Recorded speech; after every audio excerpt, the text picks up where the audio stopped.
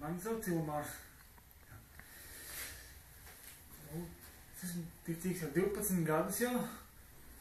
Un 3 gadu atpakaļ es sāku kalpot dziedināšanas istabās. Un bija tāds gadījums, ka es vienā no reizēm kājas īkšķi ļoti traumēju. Viņš man ļoti sāpēja, un es ar šo kāju, kreisā kāju, tā bija es nevarēju pastaigāt. Un tas, protams, radīja grūtības strādāt, un tā es viens sedienas vakarā atbraucu dziedināšanas istabā. Un tajā sedienas vakarā kalpotājiem es to pateicu, un man tāda problēma ar to kāju, viņa bija jau tāda melne, un uztūku bija jau tāda jau.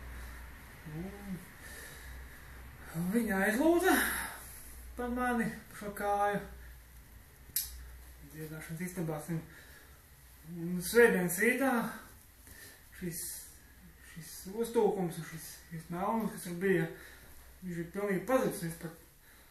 Es tā kā sākumā tā kā bailīgi liku, bet tā es konstatēju to faktu, ka es jau varēju pilnīgi brīvi pēdu pie zemes piespiest. Un tas bija svētdienas rīts, kad es varēju tā brīvi staigāt ar šo kāju.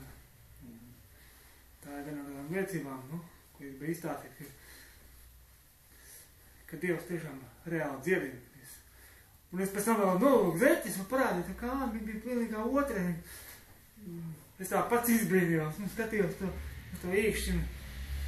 Nebija tur vairs nekā no tā, ka viņa bija pilnīgi vesela un pat nesāpēja vairs.